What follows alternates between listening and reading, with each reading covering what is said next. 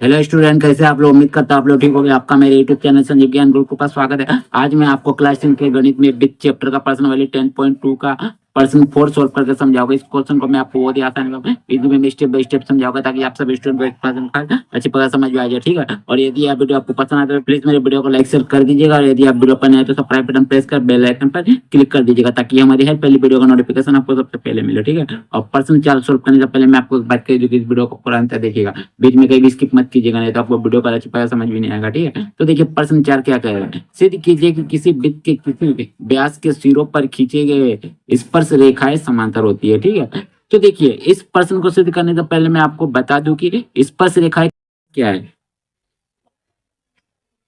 देखिए मान लीजिए यहाँ आपका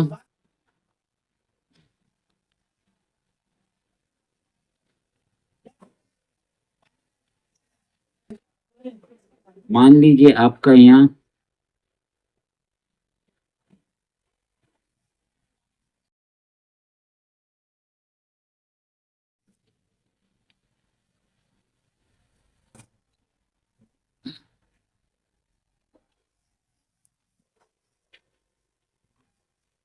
ठीक है, देखिए मान लीजिए आपका ये दो समांतर रेखा है। ठीक है, जो जो एक ही और चल रही है और आपस में एक दूसरे से टच नहीं करता, मतलब सटता नहीं है, तो इसे हम लोग कहते हैं स्पर्श रेखा कहते हैं, समांतर रेखा है। ठीक है, और ये इस स्पर्श रेखा के बीच कुछ नियम होता है। ठीक है, नियम को आपको बता देता हूँ। ठीक है, तो देखिए ये देखिए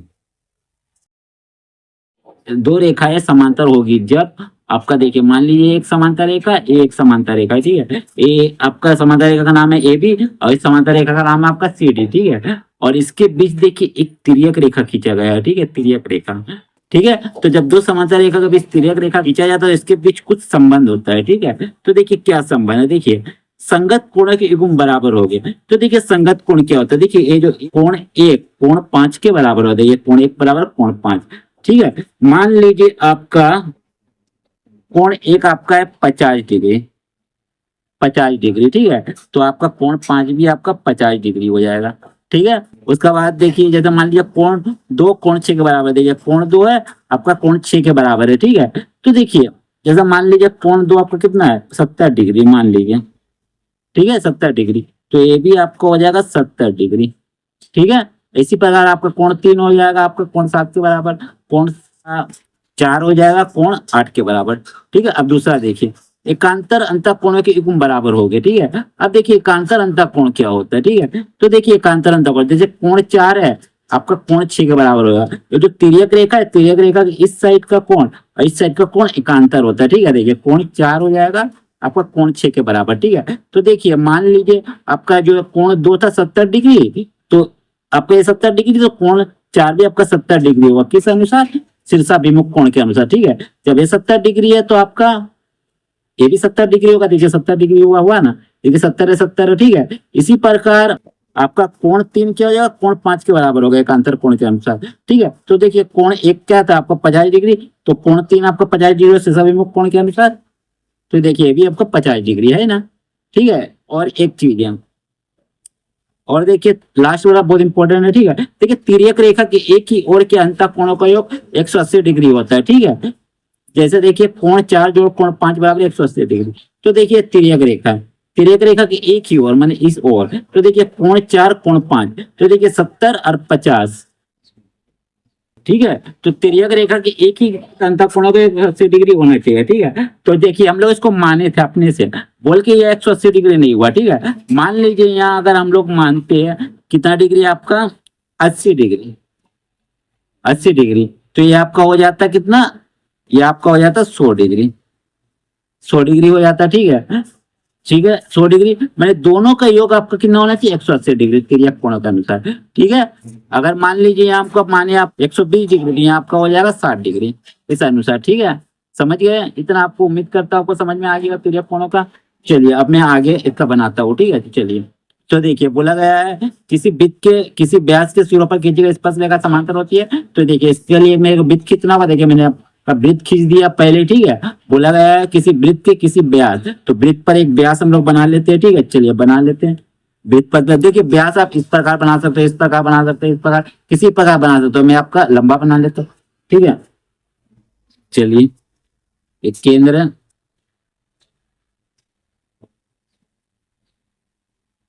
चलिए मैंने व्यास बना लिया, ठीक है, केंद्र पे व्यास बना लिया। इसका नाम दे देता हूँ, पी दे देता हूँ और इसको क्यू दे देता हूँ, ठीक है। व्यास के सिरों पर, तो देखिए व्यास का दो सिर है आपका, ठीक है, इस पर हम क्या करेंगे, खींची गई स्पर्श रेखा है, स्पर्श रेखा खींच दे रहे हैं व्यास के सिरों पर, ठीक है। चलिए व्यास के सिरों पर हम लोग स्पर्श रेखा खींच दे रहे हैं,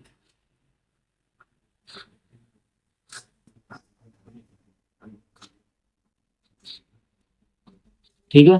चलिए यहाँ भी खींच देते हैं,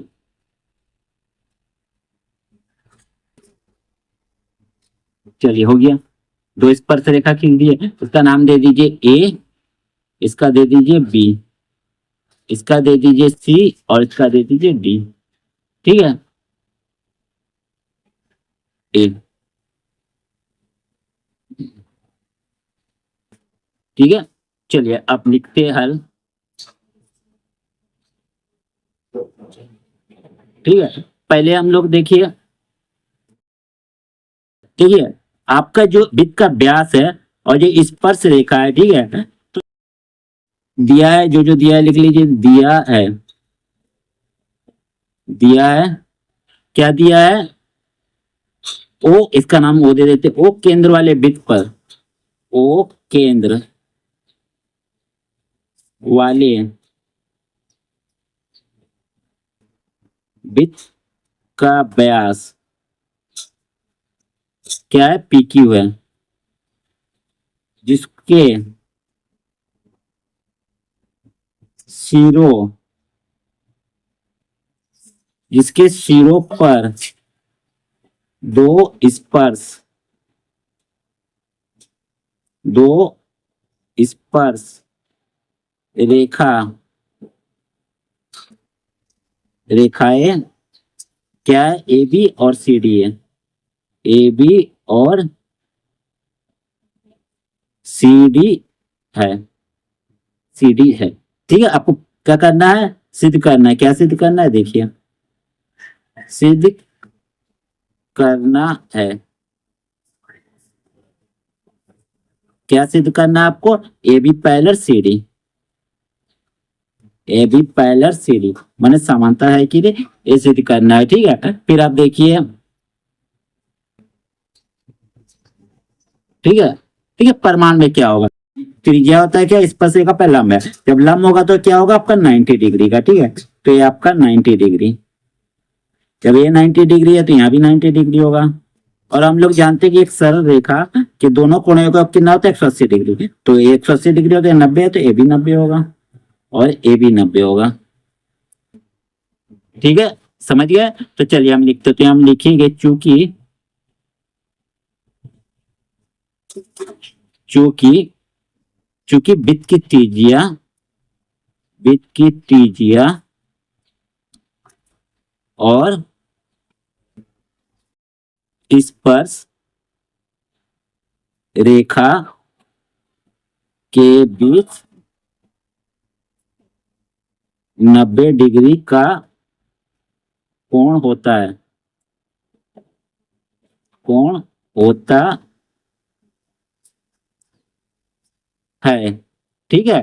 तो लिखिएगा, इसीलिए आपका क्या हो जाएगा, देखिए ओपी लंब जाएगा किसका, ओपी लंब ए बी की होगा, ठीक है। जब ये लंब होगा तो क्या हो जाएगा, इसीलिए आपका हो जाएगा कोण O P A, O P A बराबर आपका हो जाएगा 90 डिग्री होगा। इसको पहला इक्वेशन ले लीजिए।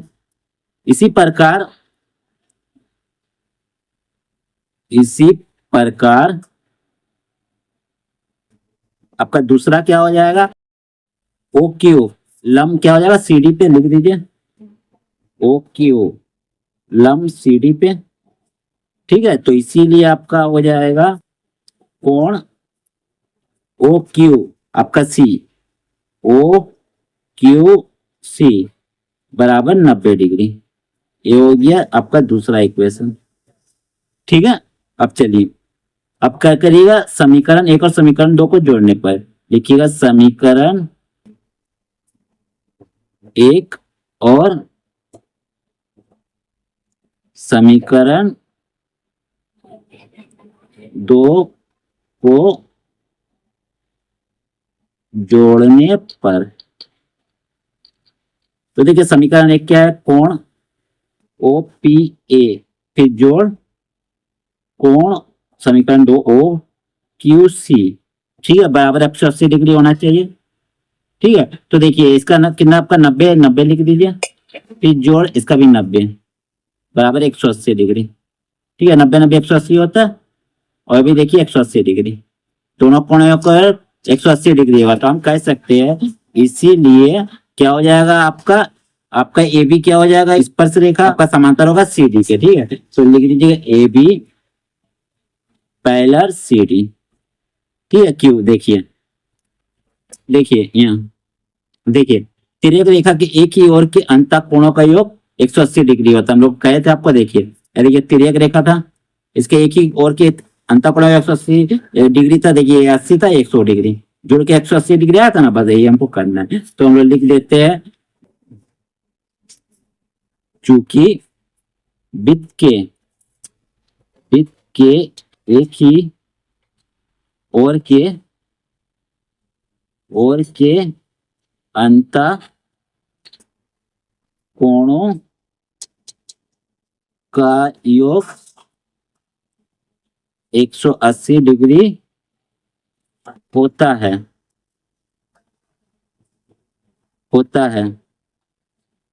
ठीक है, बस आपका प्रूफ हो जाएगा, सिद्ध हो गया। ठीक है, कि ए बी आपका स्पर्श रेखा समांतर है सी डी के। बस, तो उम्मीद करता हूं आपको मेरा यह वीडियो पसंद आया होगा। यदि आपको मेरा वीडियो पसंद आया तो प्लीज मेरे वीडियो को लाइक शेयर सब्सक्राइब कर दीजिएगा, और यदि आपको वीडियो समझने में कोई कष्ट हो तो मुझे कमेंट कर सकते हैं, और यदि आपने इससे पिछले जगह वीडियो नहीं देखा, डिस्क्रिप्शन का पेज पर जाकर देख सकते हैं। ठीक है, तो फिर मिलते हैं नए वीडियो के साथ, धन्यवाद।